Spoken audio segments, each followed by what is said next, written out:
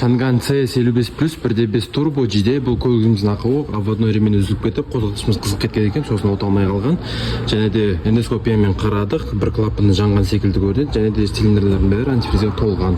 Енді қозғалтқышымызды жұлып алып, ашып көретін боламыз ішін.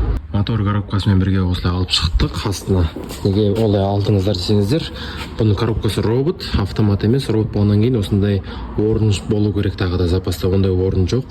Анда мына жағында кузовына тірек болады, моторымыз лобовой жағы, сондықтан шықпайды. Мотор жеке автомат болса бублигінен ажыратып, маховигін, сосын мынандай ғана орын керек болады, сол спокойно шығып кетеді. Мына робот болғаннан кейін осылай бірге аласыздар. Бұның ремень үзілген себебі, мына жерде ролик клинит етіп қойған ғой, осы ролик. Бұл клинит еткеннен кейін үзіліп қалып, сөйтіп қызып кеткен ғой, байқамай көлік иесі.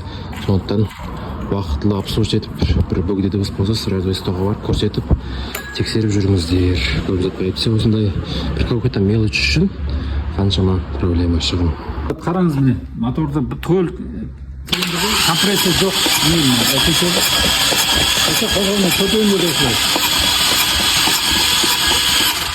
Компрессия жоқ төртеуінде.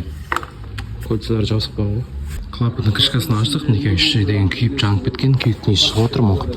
Қандай температураға бір құдай біледі, мына жерде всасывающий коллектордың өзі былай еріп кеткен ғой, балқып үй алмайды, оттого температура қатты болған ғой, мінекей еріп, осылай іші деген еріп отыр. Мына жерде электронный термостат тұрады, соның пластмасы еріп, мінекей антифризбен пластмасы араласып, осылай каша болып кеткен ғой, көрсіздер ме? Татты осылай. Мына жерде клапанның үстінде всасывающий коллектордың пластмастары еріп ағып жабысқан клапандарымызға. Моторымыз осылай жарымайды.